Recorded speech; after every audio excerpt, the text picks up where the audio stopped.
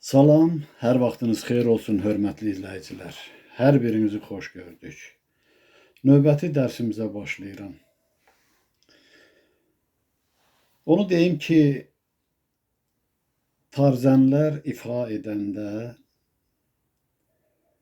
sarı simdən çox az istifadə edirlər. Yeri gələndə hərdən bir sarı simə toxunurlar. Bu da musiqiyə bir gözəllik qatır. Bənzətmə ilə desək, elə bizim söhbətimiz də ona bənzəyir. Yəni fəlsəfi fikirlərdir, həyat anlayışıdır. Bu barədə söhbət edirkən mən də tarzənlər kimi hərdən bir sarı simə vururam. O sarı sim nədir? O sarı sim yeniliklərdir. Eşitmədiyiniz açılmamış sirlərdir. Buna da inamlılar hörmətlə yanaşır, inanırlar. İnamsızları isə nə qədər sarı simə vurursan vur, onu anlamırlar, başa düşmürlər. Bu söhbətlər sizin üçündür. Yəni, o bilmədiklərinizi öyrənmək vacibdir. Zamanı gələndə ondan istifadə edəcəksiniz. O sizin dərrakənizi daha mükəmməl edir. Bilinənləri söyləsəm həmişə, onun nə kimi əhəmiyyəti olar? Və bu zamanla da uyğunlaşmaz. Qarşıdan gələn dövr bunu tələb edir ki, siz indiyə qədər açılmamış sirlərdən agah olasınız. Mən də çalışıram ki, buna hər zaman çıxışda önəm verəm. Söhbətimizə davam edək. Həyat kitabından oxuduğum sonuncu beyti bir də təkrar oxuyuram ki, ardıcıllıq olsun. Buyurun, qulaq asın. Yalan insanlıqdan edibdir bizi. Yalanlar körladı məhz dərkimizi. Ümumiyyətlə, yalandan təmiz uzaqlaşmaq lazımdır. Düzdür, bir məcburiyyət olur, amma hər halda dözüm göstərmək lazımdır. Özünə diqqəti azaltmaq olmaz. Bu gələcəyə bir hazırlıqdır. Gələcək həyatda yalan deyilən olmayacaqdır. O qüsurdur insana, olduqca böyük qüsurdur. Amma adiləşib, adi hal kimi baxırıq buna. Davamı belədir. Yalanla yanlışlıq çoxaldı, artdı. Yalanlar haramı halala qatdı. Əvvəla işin həyata keçməsi üçün, insan istəyinə çatmaq üçün yalana yer verirsə, o yalanın təsdiqindən ötürü daha çox yalan danışmalı olur. Bu da insanı gətirib riyakarlığa çıxardır. Bir növ iki üzlülük edir insan. Adi hal aldığına görə onu heç əsaslı qüsur kimi də qəbul etmir. Öz-özlüyündə fikirləşir ki, nə edim, işimin xətrəsi üçün belə etdim. Və yaxud da ki, əldə etdikləri ilə şirnikir, yalan üstündən yalan danışır. Bu da indi cana qana keçibdir. Görürsünüz, siyasət deyirlər adına. Siyasət elə əsasən yalandan ibarətdir. Yalanlarla dünya bərbad haldadır. Hətta o siyasətçiləri dahi də adlandırırlar. Nə bilim, bir çox yanlış fikirlərlə o yalanlara haqq qazandırırlar, adını siyasət qoyurlar, təqdir hesab edirlər. Mənəvi həyatda bu kimi o qüsurlar deyərdim ki, bağışlanmazdı. Bir haşiyə çıxım.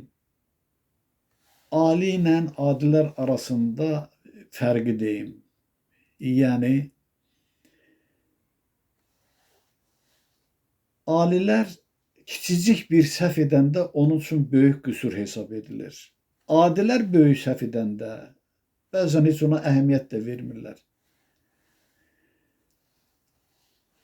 Mən söhbət etmişəm ki, ali məqamda da tənəzzülə uğrama vardır. Bax, bu səbəbdən onlarda tənəzzülə uğramaq deyərdim ki, el təbirincə çox dəhşətlidir. Bu sözü çox işlədirik. Sanki zirvədən diyirlənən bir topdur o. Onun qaçarağını tutmaq olmur. Adi bir misal deyim. Bəzi insanlar var ki, söyüşçüldür, yalancıdır, etibarsızdır. Onun etdiyi pis hərəkətlər, danışdığı o ürək bulandırıcı sözlər, işlətdiyi söyüşlər insanları o qədər də qıcıqlandırmır. Çünki ona uyğunlaşıblar. Bilirlər ki, bu xasiyyətin yiyəsidir. Amma etibarlı, inanılmış adam yalan danışarsa, riyakarlıq edərsə və yaxud da söyüş söyərsə, o insana olduqca pis təsir göstərir. Elə insan o fərqli ki, insanlar var, yaxşı insan kimi tanınmırlar, ondan betər aşağı səviyyəyə enirlər insanların nəzərində. Buna görə də biz doğruluğa öyrəşməliyik. Bax, bu əsasda hazırlaşmalıyıq, formalaşmalıyıq. Ali səviyyədə davranmalıyıq ki, gələcək həyatda bilməyərəkdən bu kimi səhvlərə yol verməyək. Bu tələb olunur ali səviyyədə. Ali səviyyədə olmaq və ali mərhələdə yaşamaq olduqca fərəhləndiricidir, olduqca gözəldir. Bax, deyirəm ki, biz özümüzə diqqət kəsilməliyik, özümüzü nəzarətdən çıxarmamalıyıq, özümüzə nəzarət etməliyik və bu nəzarəti də artırmalıyıq. Niyə? Bax, o cür formalaşmaq üçün ki, adi bir hala çevrilsin. Daha sən başqa cür narahat olmayasan, bilirsən ki, ayıqsan, sayıqsan və yalana, riyakarlığa yer verməyəcəksən. Elə ki, diqqətsizlik etdin, bu tənəzzülün başlanğıcı olur. Bax, bu deyilənlər bir tövsiyədir ki, bizim üçün qüsurlu olan nə varsa hamısını özümüzdən kənarlaşdıraq. Bunun üçün bizə bir fürsət verilib, vaxt verilib ki, biz hazırlıq işləri görək. O nolovka deyirlər, 0-cı sinif. O 1-ci sinifə bir hazırlıqdır. O 0-cı sinifə hazırlıq uşaq bağçasıdır. Biri-birinə təməldir. Pillə-pillə yuxarı qalxır insan. Həyatımız da belədir. Bunlar hamısı pillələrdir. Bu söhbətləri sizlərə çatdırmaqla ali varlıqlar bizləri gələcəyə hazırlayırlar. Yalan şeytanlıqdır. Ehtiyat edin. Yalanla sarsılıb, aşınıbdır din. Bəli. Elə dindarlar var ki, özünü haqda hesab edir. və dində də bir aşınma vardır. Özünü dindar kimi təqdim edən əməllərində bunu təsdiqləmir. Arif adamlar bu kimi hallara diqqət yetirir və çox pis qəbul edir. Danılmazdır, faktlardır, gözümüzün qarşısında olanlardır. Yəni demək olmaz ki, hər dindar, həm mömin kəs riyakarlıq edir və yaxud da ki, fikirləri yanlışdır və dindar deyildir. İnsanlığın özü elə əsl mənada bir dindarlıqdır.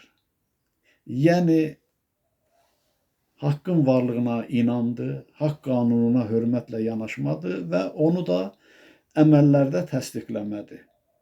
Amma nə yazıqlar ki,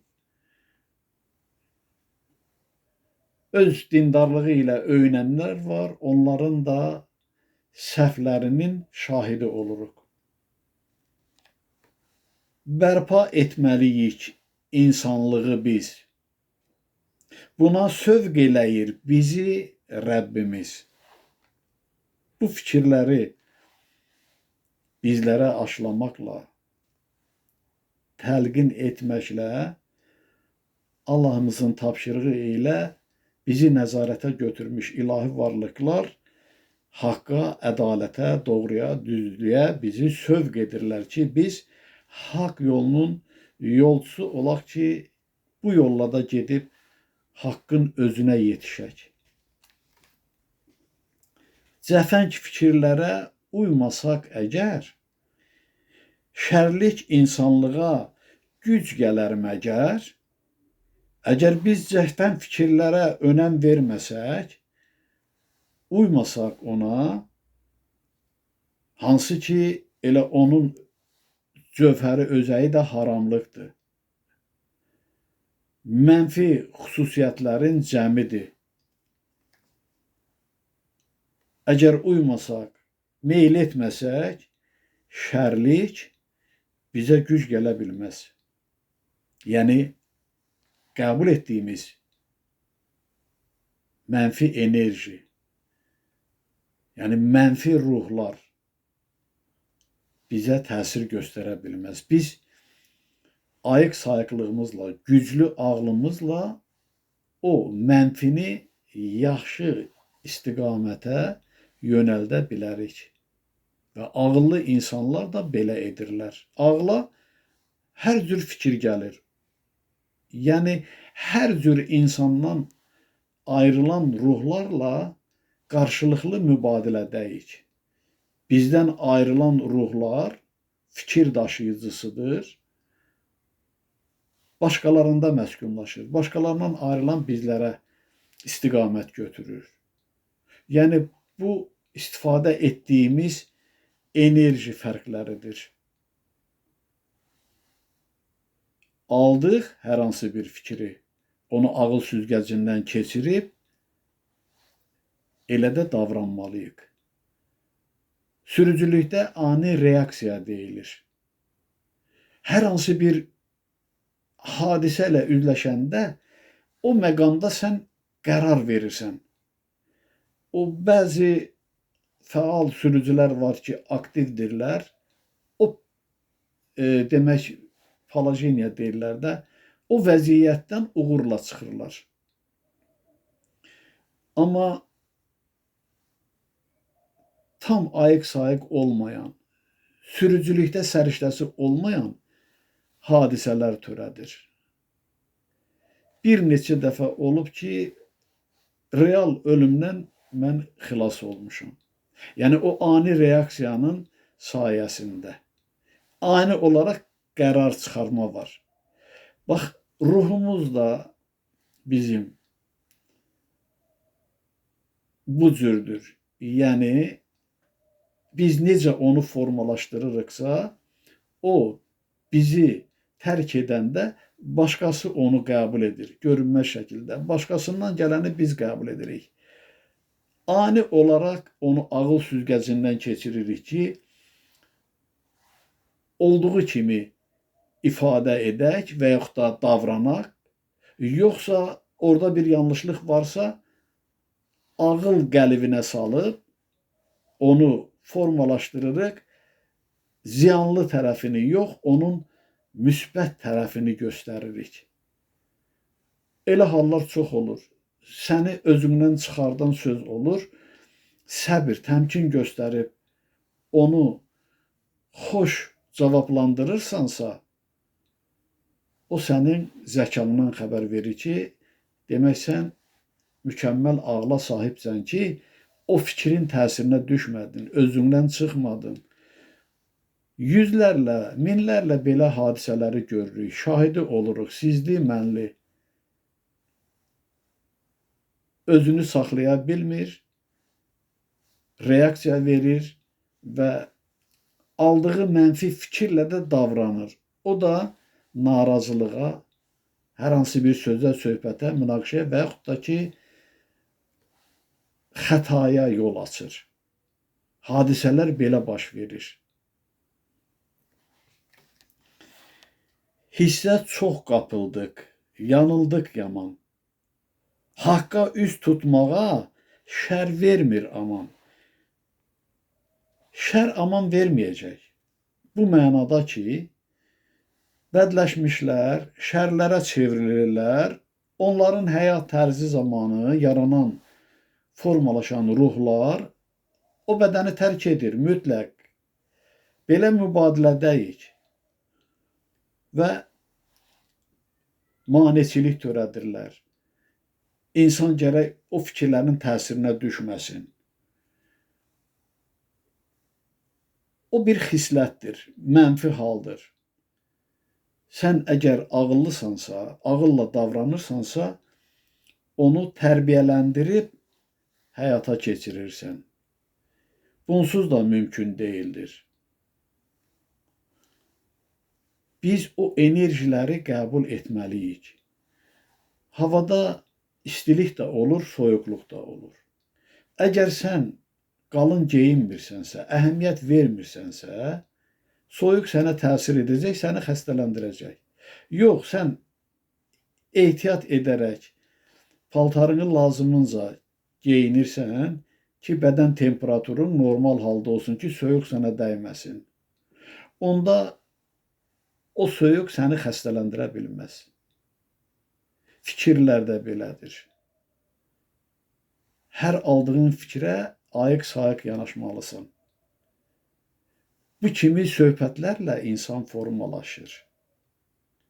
Yox, əhəmiyyət vermirsənsə, sən mütləq yanlışlığa yer verəcəksən. Bu deyilənlər haqqında fikirləşməsək, əgər uğursuzluğa uğrayacağıq mütləq. Ağıl dünyası gəlir qarşıdan. Fərəh və ağıl dünyası. Yəni ağıllı insanların fərəhli yaşam tərzi, mötəbər bir həyat tərzi ilə üzləşəcəyik. Çalışmalıyıq ki,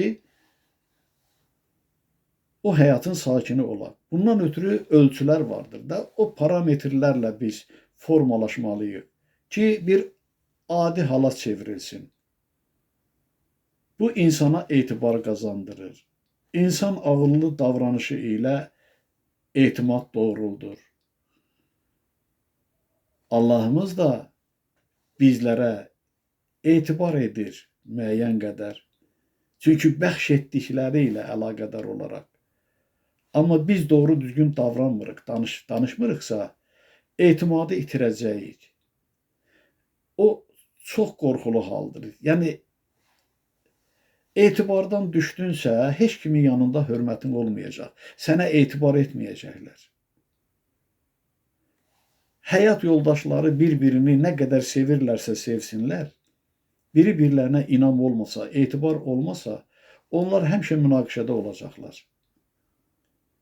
Və bu da axırda gətirib ayrılığa çıxardacaqdır. Biz də Allahımızdan uzaq düşməmək üçün uca varlığın etibarını doğrultmalıyıq. Bizə etibar edir. Çünki ağlımız vardır, duyumumuz vardır. Nə lazımdırsa bizə bəxş edib və özümüzü doğruldaraq Allah'ımızın, ilahi varlıqların etimadını qazanmalıyıq ki, o ağıl, fərəh dünyasına sakin olaq. Duymadıq, qiyamət tez gələr belə. Uyduq şərdən gələn fitnəyə, feylə. Görürsünüzmü, hal-hazırki zamanda bu barədə çox söhbətlər edilir. Və yaxud da ki, təbii hadisələr tüğyan edir. Deyirlər, bu yay ən isti yay olacaq. Bu da çox insanlara pis təsir göstərəcək. Dünyanın gedişatında bir pozuntu var. Nizamlı deyildir. Qarma-qarışıqlıq yaranır və davam etmədədir. Bunları nəzərə almalıyıq. Biz arxain idik. Bir vaxt Sovetlər ölkəsi kimi hamımız müəyyən qədər rahat idik. Amma bu qədər onların riyakar olduğunu bilmirdik. İndi hamısı üzə çıxır. Ona görə dağıldı. Şovinizm, riyakarlıq, seçimlər etmələri, fərqləndirmələri, özlərini yüksəkdə tutub hegemonluq etmələri nəhayətdə Sovet ölkələrini ayırdı bir-birindən. Yəni, Sovetlər ölkəsi demək olar ki, dağıldı. İndi də bu addımları Rusiya atır. Axırı yoxdur onun. Çünki şərlərin sayı çoxalıb orada. Özləri də başa düşmürlər. Və hər vəclə özlərinə haqq qazandırırlar. Ürək bulandırıcı yalanlar danışırlar, fikirlər söyləyirlər. Özlərini humanist kimi göstərirlər. Güya sülhsevərdilər. Əyani şahidi olduq da, ölkəmizdə onların riyakarlığının şahidi olduq. Bax, sonuncu ki raketi atdılar Xırdalana, biz də oradaydıq. O sonuncu deyildi. Əgər ölkə rəhbəri razılaşmasaydı onların dediyi ilə, istədikləri qədər Azərbaycanın hər yerinə, o cümlədən də Bakıya raket yağışı yağdırardılar. Bunlar belədilər. Onlar üçün insanlıq adi bir hala çevrilib ki, bəlkə də belə düşünürlər ki, o heç yoxdur. 1 milyona yaxın öz adamları ölüb. Ona da uyğun olan müəyyən qədər miqdarda Ukraynalılar həm ölkəni tərk ediblər, həm yaman gündədirlər. Kim edir bunu? Şərə uyanlar. Bədləşib şərləşənlər edir. Tək onlar deyirlər. Əksəriyyətində riyakarlıq vardır. Sanki canavar kimi ağız-ağıza yatırlar. Canavarlar ona görə ağız-ağıza yatırlar ki, bir-birlərinin nəfəsini duysunlar. Bunu söyləmişəm, bir daha qısaca təkrarlayıram. Mənim babam 5 açılan olub üstündə, xəncər olub. Demək, ağ potka deyirlər, o vaxt indiki stansı Mingəçevir deyilir. Poyezddən düşüb evə getməyə. Orada Tanrıqulular kəndi var. Hansı ki, Gürcüstandan gələnlər orada məskunlaşıblar. Onlar da Gürcüstanlı olublar. Yəni, orada yaşayanlar olublar, Boçalıda. Gəliblər ora.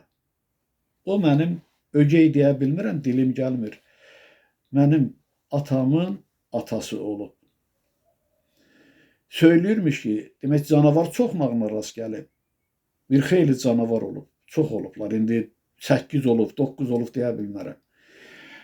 Yaxına gələni 5 açılandan vururmuş. O vurduğu, indi ya ölüb ya çabalayır. O biri canavarlar onu parçalayırmış. O müddətdə də babam qaçırmış evə doğru. Aralıdır. İndi 1-2 kilometrdir, 3 kilometrdir bilmirəm. Nəhayətdə gülləsi qurtarır, xəncərlə özünü qoruyur. O yaralananı, o öləni qeyriləri parçalayırmış. Və sonra da 3 ay xəstə yatıb qorxusundan. İndi bunlar da canavar kimi ağız-ağıza yatırlar ki, birdən nəfəsi ona dəyməz, bunu parçalayarlar. Və bunlar da o el arasında deyirlər, alışma edirlər, parçalayırlar. O zəif ölkələri caynaqları altında saxlayırlar və yaralıları da parçalamaq cəhdindədirlər. O cümlədən də elə Ukraynaya və başqa ölkələrə diş qızıyırlar. Kim qızıyır?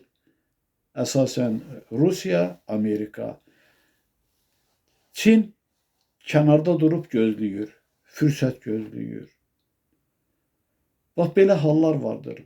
Bütün bunların hamısı bizim həyatımızla bağlıdır. Ona görə mən bu söhbətləri belə edirəm. Mən diqqət yetirirəm, ancaq siyasəti sevmədiyimə görə siyasi söhbətlərə meyl etmirəm. Gözümüzün qarşısındadır, şahid olduğumuzdur. Budur indi dünyanın halı. Və Adəmdən Xatəmə qədər belə olubdur. Çünki matriarxat devrində yox, patriarxat devrində, yəni kişilərin fəallığı devridir maddi gedişat. Amma matriarxat devri ki var, qadınların şahlıq devri, yəni fəallıq devri. O devirdə əmin-amanlıq olur. İndi o dövrə qədəm qoymaq ərəfəsindəyik. Buna da hazırlaşmalıyıq. Nəyin əsasında? Sağlam fikir söyləyənlərin dedikləri əsasında, o cümlədən də ilahidən aldığın fikirlərlə yaranmış bu yazılar əsasında, haqq kəlamları əsasında.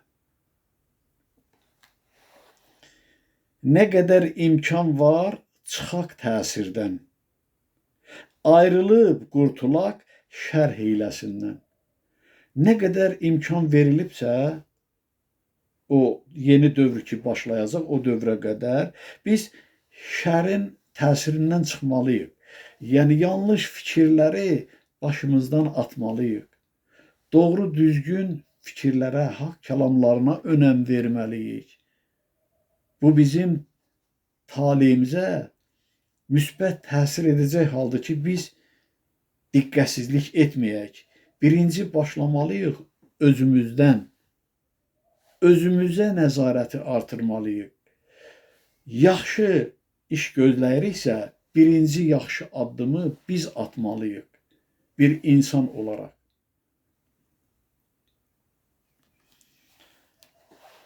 Mütləq keçməliyik sözdən əmələ.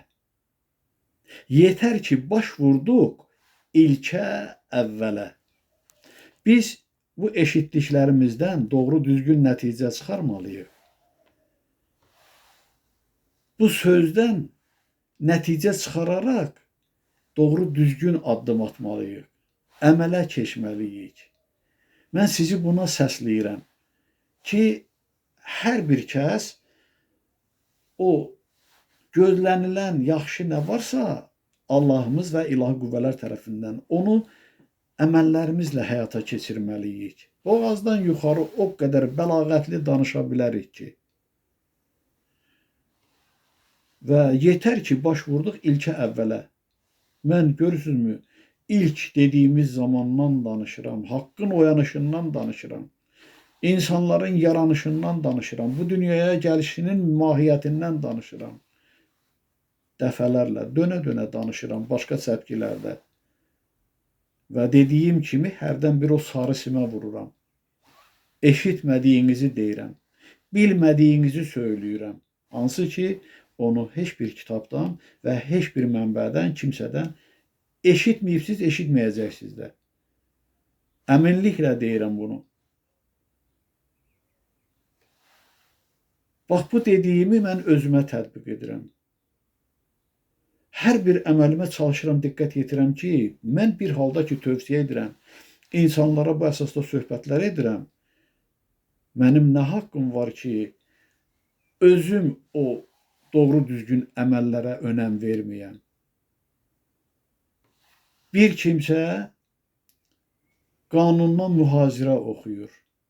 Savadlı müəllimdir tutaq ki, özünün əməlləri zaydısa, o ona görə cavab verəcək. Baxmayaraq ki, qanundan söhbət eləyir. Mən ola bilər özümə xoş görünərəm ki, savadlıyam. Heç özümü mən savadlı hesab etmirəm. Bildiklərimdir, sizlərə çatdırıram. Və belə fikirləşsəm ki, bu sizlərə aiddir, mən yanılaram. Mən öz səhv əməllərimə görə mütləq cavab verəcəyəm. Yəni, cavabdehlik daşıyıram. Bunu bilə-bilə mən səhvə yol verərəmsə, bu bir səhv yox, bir səhv 10 qat səhvə bərabərdir. Bilməyənləri yəni ki, başa düşmək olar. Bilə-bilə sən səhvə yol verirsənsə, demək sən saymamazlıq edirsən, hörmətsizlik edirsən və etdiyinə görə də buyur, sənin yerin buradır. Nə olsun ki, sən kimlər üçünsə Allah kəlamı danışırsan, söyləyibsən. Mən həmişə demişəm, sizin bir məsuliyyətiniz varsa, mənim 1000 qat məsuliyyətim vardır. Bu bir həqiqətdir, buna inanın.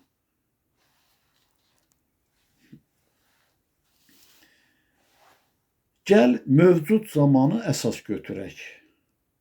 Çalışaq, saflaşsın ruhumuz, ürək. İndi mövcud zamanı əsas götürək də biz nə etməliyik? Onu əməllərimizdə təsdiqləməliyik. Həyata keçirməliyik.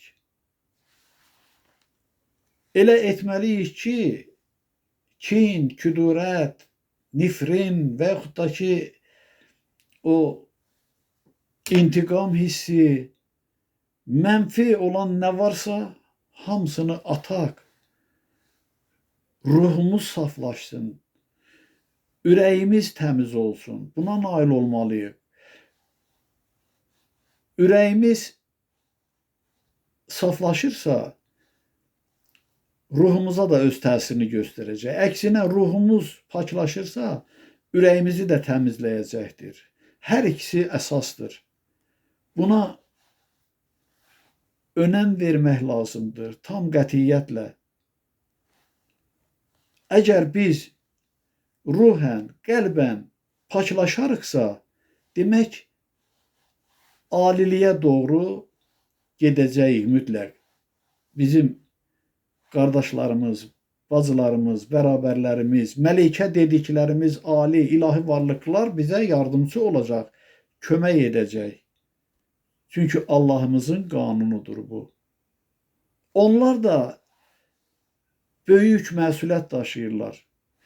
Müəllim, müəllimə, şagirdlərinə, tələbələrinə görə məsuliyyət daşıdığı kimi,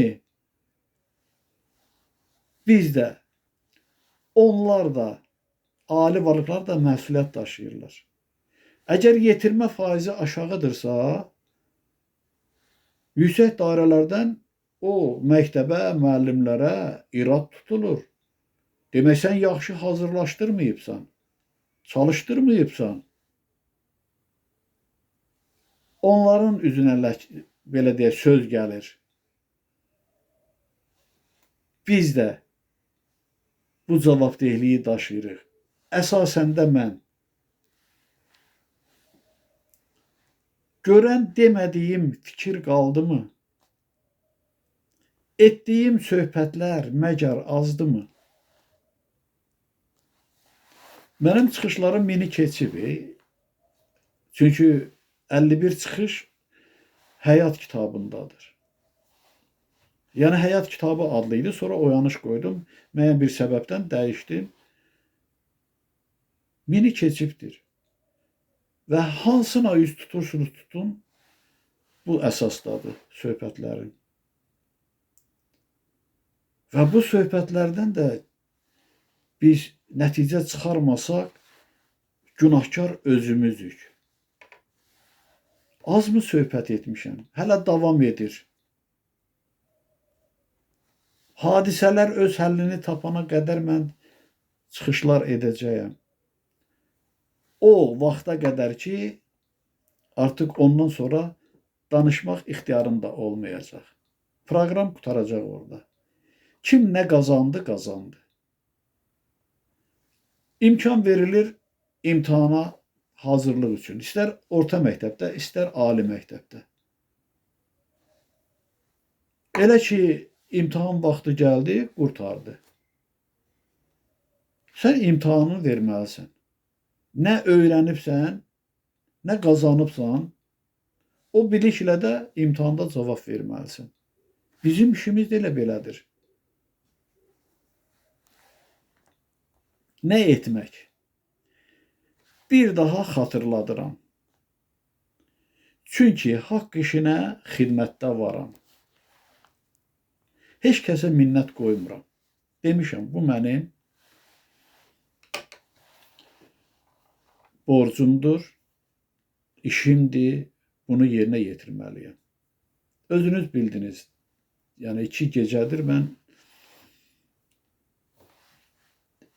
gecə yarı elə bir ki, YouTube-a yükləyirəm bunu. Bu gecə də özümün də gülməyim tutdu özümə.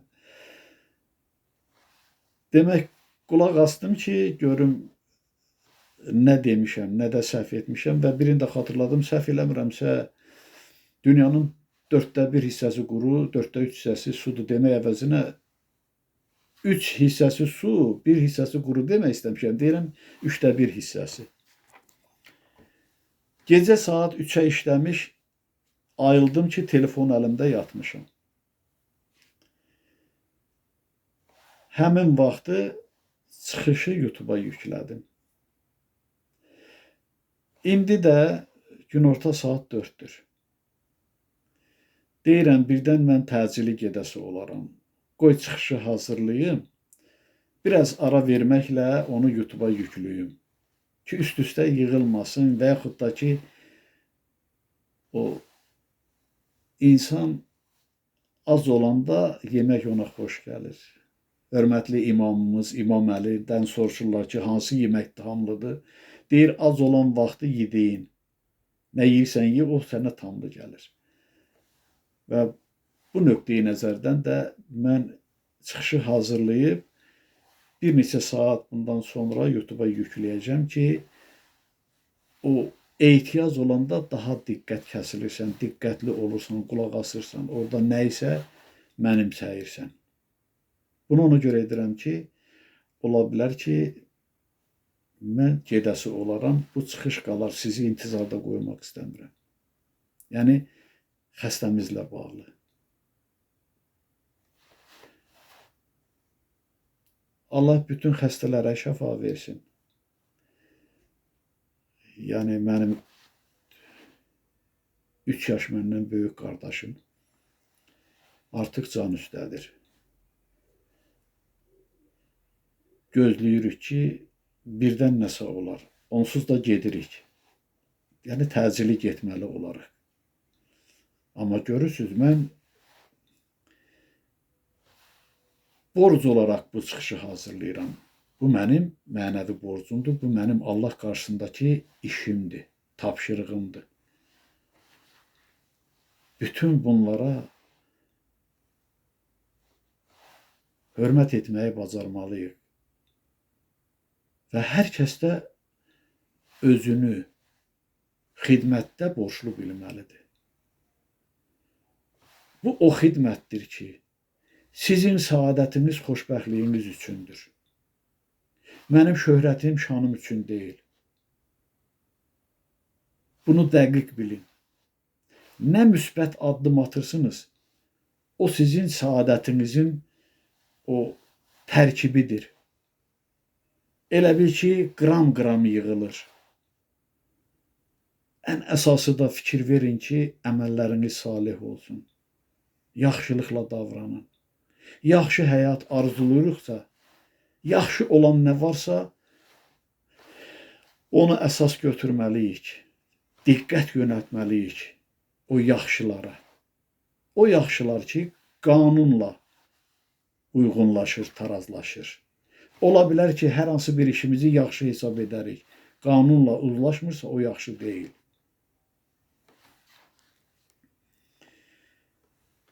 Haqdan gələn nə var? Bizim üçündür. Deyin, varmı nəsə haqdan üstündür?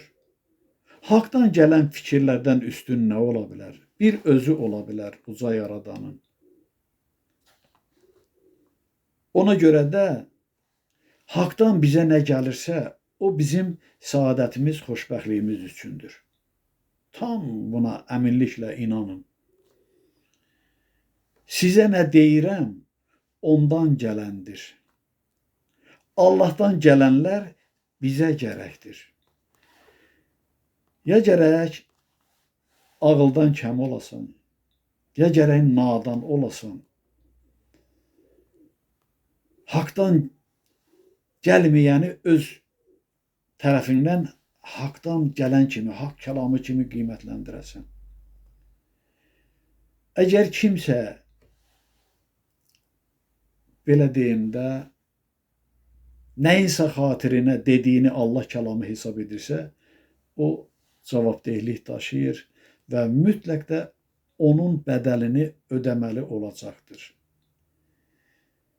Bilə-bilə, dərk edə, mən öz fikirlərimi haqq kəlamı kimi deyə bilərəmmi, qiymətləndirə bilərəmmi? Bax, bunu da nəzərinizdə saxlayın. Əvvəla bilin ki, göylərdəyik biz. Varlığı nur olan cövhərdənik biz. İnsanların təbirincə deyirəm, mən sizə onun izahını verəcəm. Biz göylərlə yeri ayırırıq. Elə biz həmişə məkandayıq, yerdəyik, amma göyləri inkar etmirik. Göyləri mən ucalıq kimi qəbul edirəm. Yəni, ilahi varlıqların ucalığına bir işarətdir. Və belə götürəndə elmi baxımdan, astronomik cəhətdən, bütün planetlər kainatın tərkib hissəsidir və fəzada uçur, sürətlə fırlanır. Belə bir başlıq var idi, nəsə ona qulaq asmadım ki, biz yer kürəsindəyik, bu sürətlə hara gedirik? O sürətin, o gedənlərin nə olduğunu mən deyəcəm sizlərə. Hərdən bir sarı simə vururam. O sarı simə vurmaq zamanı gələndə də bir o sirləri deyirəm sizə. Bu baxımdan demirəm ki, tezdir, vaxtında deyəcəm. Niyə biz fəzada uçuruq? Doğrudanmı fəza vardır? O fəza deyilən nədir? Olmazdımı ki, elə bu kainat qədər bir kütlə olaydı, ucu bucağı bilinməyəydi, o müstəvi halda olan məkanda yaşayaydı. Amma görün, hansı sürətlə biz bu planetdə dövr edirik. Şütüyürük bu kainat boyunca. Niyə? Niyə belədir?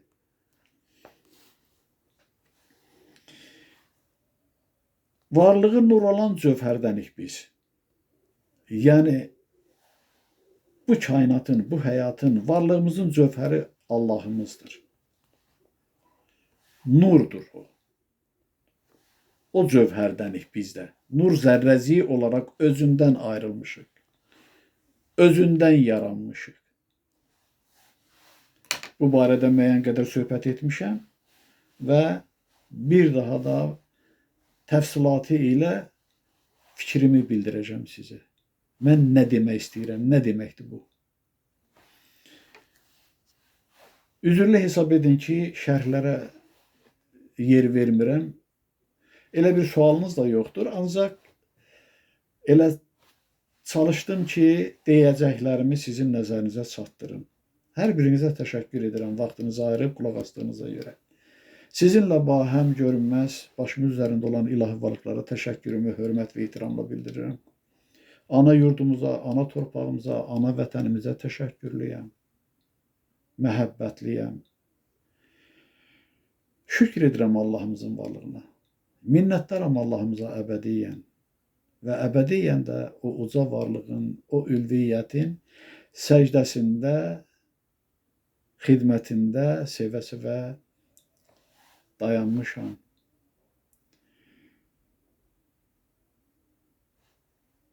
Hələlik bu qədər.